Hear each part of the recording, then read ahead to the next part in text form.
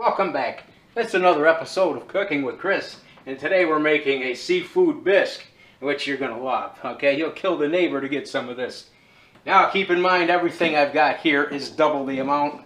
I have company coming, and not only that, let me move this, you can see me, I'm kind of large, I eat a lot. Okay, start out with, we've got some nice sea scallops. This is about a pound. I've got about a pound of shrimp, which I have steamed and cleaned. I've also got 6 lobster tails over here, and that's because we like seafood. The amounts are up to you.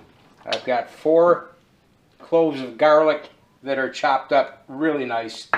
1 large white onion for a basic recipe, 1 small white onion. Magic, huh? I've got 8 tablespoons of butter. I have 2/3 of a cup of all-purpose flour, 6 cups chicken stock, 4 cups of half and half. I've got some basil, dried, fresh, whatever you like, whatever you've got, chives, Creole seasoning, Old Bay seasoning, anything with seafood, Old Bay. If you're just going fishing, Old Bay. If fish is on a spelling test, use Old Bay. Also, very dry sherry. This is the best in the world. Sheffield, you'll love it. Okay, now, a lot of this stuff is already prepared. This parsley I have is just for a garnish. You can use it, you don't have to. I've got 4 sticks of celery, which I'm going to chop up. I didn't have to do all this on camera. You all know how to chop. Okay, now, also very important with any kind of bisque is a very good single malt scotch. Now, you're probably wondering why I say that. I'm going to tell you. First of all, smell that. That's good, huh? Now, watch what happens. Okay? This is very important with seafood and a good scotch. You take this scotch. Look how much better looking I just got. And the parsley is chopped. Now what we're going to do is we're going to chop up this onion, which I should have had done before you guys all came back from intermission, but I'm lazy. Sue me. Okay, we're going to finally chop up this onion. Only take a second. And the best way, for those of you that don't know, remind you I'm not a professional, okay, by any means, the best way to not have any tears when you're chopping onions, have somebody else do it. If you've got nobody else to do it, you're kind of SOL, you know what I mean? Anyways, and once again, I'm going to stress like I did on our last episode when we did the lamb, always remember this. Think about what you're going to eat, not what you're going to cook. And that way, you're going to be less afraid to try different things like I do. There may be a recipe out there that's very similar to this. There may be one that's exactly like this. I have no idea. All I know is that I try things, and if I get a wild bug up my butt, trying to try something, I'll take a little bit of what I'm cooking, add a little bit of my new suspect to it, and taste it. And if I like it, I'll have my trusty, here goes an onion, assistant try it. And if she likes it, well then, God darn it, we will use it. Okay. Now also what I've got here for this dinner, I've got some other butter that I ran through the food processor with a little olive oil and some garlic. That's my garlic butter, and I'm going to put that on a big old ciabatta roll and make garlic bread, saving a little bit of that when the bread comes out and it's freshly hot. I can brush it on the top. It'll give it a nice buttery glaze. Probably not really good for you, but it's really good. Put the butter in the pan. We're going to turn this on. Oh, somewhere around medium heat. We're going to let that get hot. And what we're going to start with is our garlic, butter, and the onions, and the celery. And we're going to cook that for 3, 4, 5 minutes till it gets nice. And what's the word we want to use? Soft? Soft, I guess that's a good word. And at that point there, we're going to introduce a little bit of our spice so they can get cooked in. All right, so we get this, it's starting to look like it's mixing up pretty good. Okay, that's getting warm in here. While that's getting warm, we can go ahead and we can add our garlic. And we can add our celery. And we can add our onions. Excuse the fingers.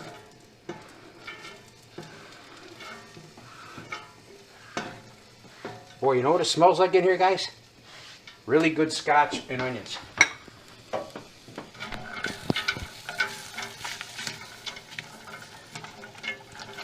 Okay, and we want this to cook down with some of our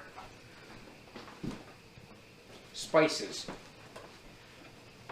So to that, we're going to add the Old Bay and we can open the big thing. That takes too long.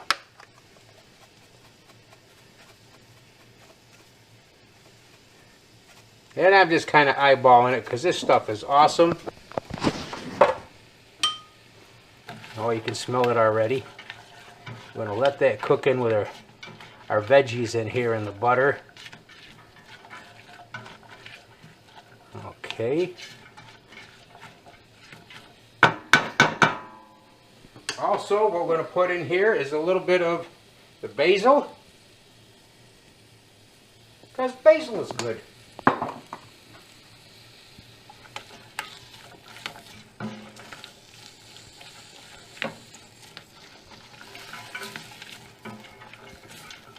Forward in time due to digital technology.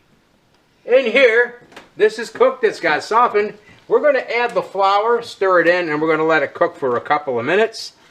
Oh, 2 minutes. You added the celery. Yeah, we've already been over that. You must have been absent during that part of the course. Okay, just a couple minutes here with the celery, onions, garlic, Old Bay, and some basil. The Old Bay, basil, whatever you got, you can always add more later if you like to spice it up. Cayenne pepper, chili flakes, anything. Anything is game. Okay, if you want to have a little bit more of an earthy type feel to it, you can put in some rosemary, some thyme. Everything goes good with seafood. Onions, celery, everything. Okay, now we're going to stir that up a little bit. We're going to put in the chicken stock. That's going to cook for about 10 minutes. It's going to thicken. Alright, now this right here is a 48-ounce box, a regular size for just 2 or 3 of you would be half of this, 24 ounces, but we're going with the whole 48.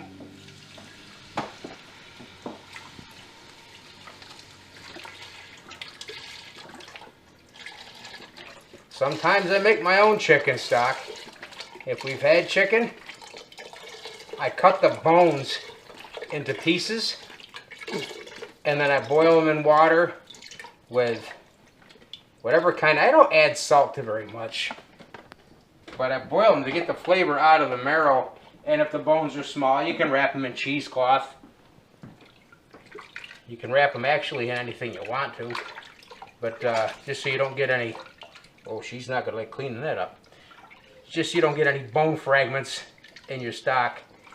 But like to mix it with some onion, some garlic, pepper. Just to get the flavor going.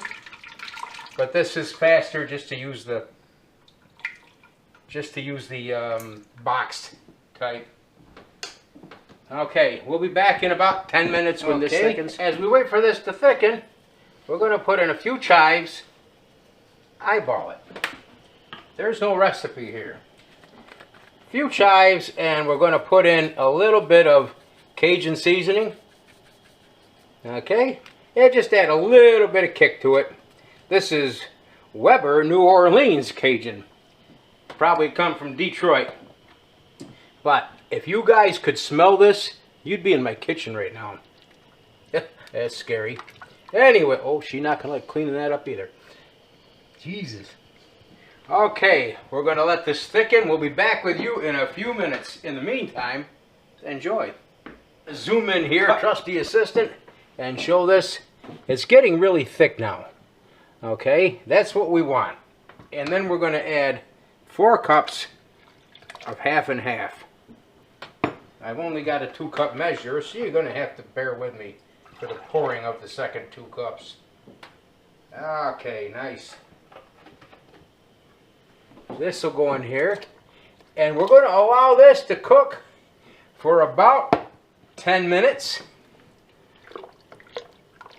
Alright, and then after about 10 minutes, when this gets all melded in, what we're going to do is we're going to put in the shrimp, the lobster, the scallops. We're going to let it cook long enough to heat up the lobster and the scallops will cook quick. But in the meantime, our leftover ingredient, which is the extra dry sherry. This right here is all a matter of taste. And I find that a pot this size is probably going to take, probably about 3/4 of a cup of sherry. Oh, she's not going to like cleaning that up either. Jesus. All right. Anyway. Good thing she's deaf and can't hear that. She'd probably be mad. Okay, we stir this up. And what the sherry will do when the alcohol cooks out is it gives it a very nice, earthy flavor. Very important. Have a spoon. Okay? Have a spoon so you can taste and see. Oh my God.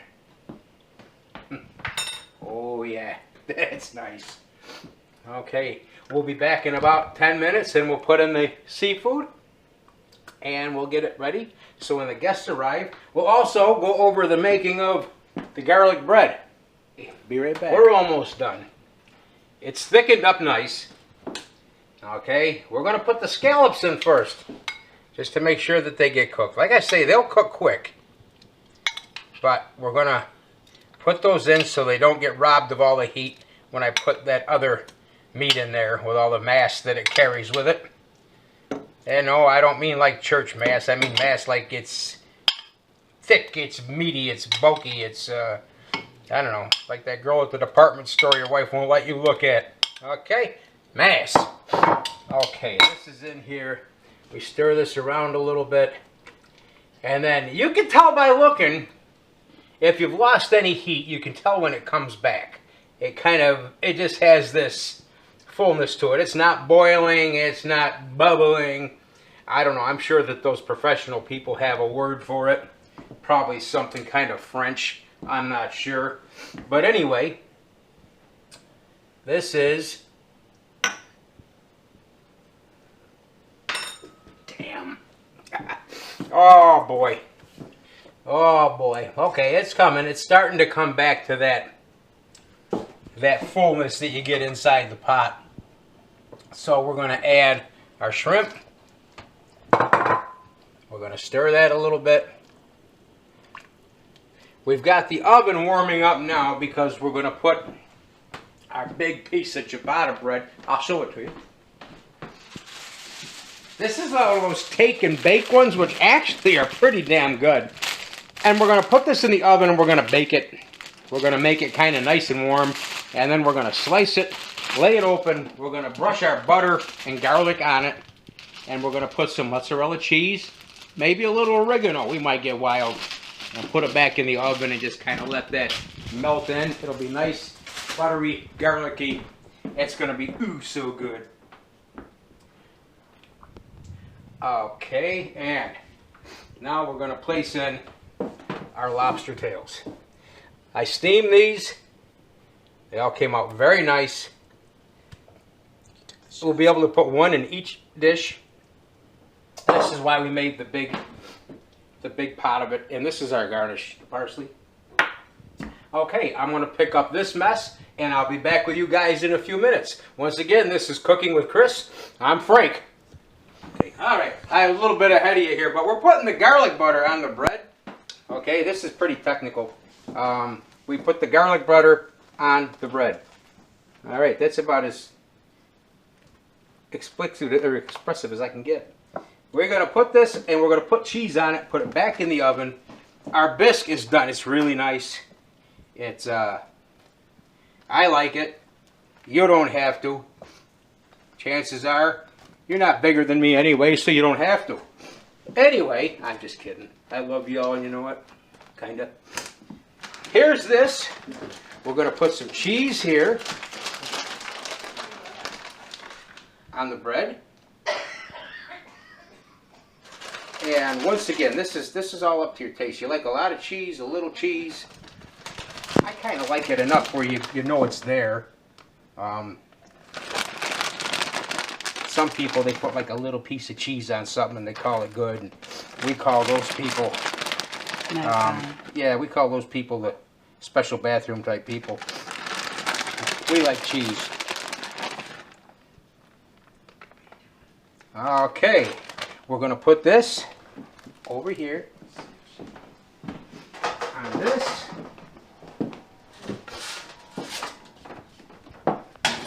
Back into the oven. And we're gonna shut this off. You wanna take a look at that? Ooh, nice. Look at that, big pieces of lobster. We got the scallops in there, the shrimp. Oh, yeah. Anyways, I will show you when this is all plated. Once again, this is Cooking with Chris. I'm Bill. Hey, we're back. Listen here, this is a little trick. I learned this in Azerbaijan when I was fighting the mountain people. We got the cheese just about melted.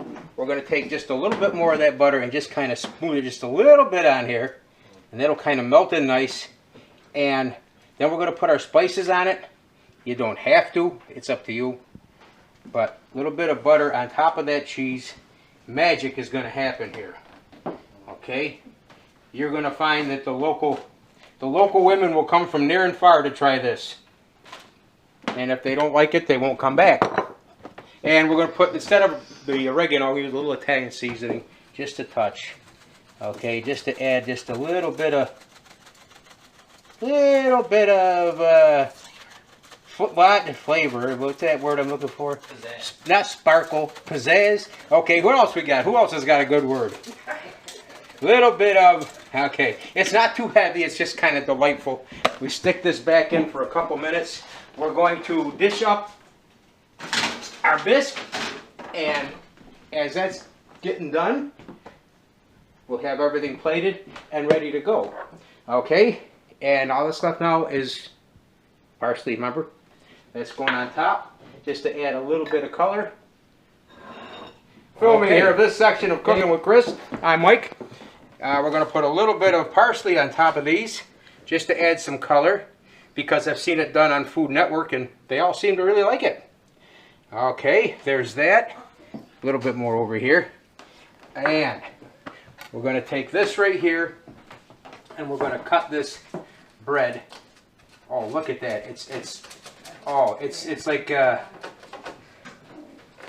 it's glistening. That's the word we want. Glistening. Yes. Now, we're not cutting it all the way through because we would cut the tin foil, and I'm not really sure what the hell to do with it at this point. But we're going to get it so there's little lines, and then maybe it'll break easy at the table, or if not, you could just pick it up and bite it, I guess. Whatever it is that you do in your neck of the woods.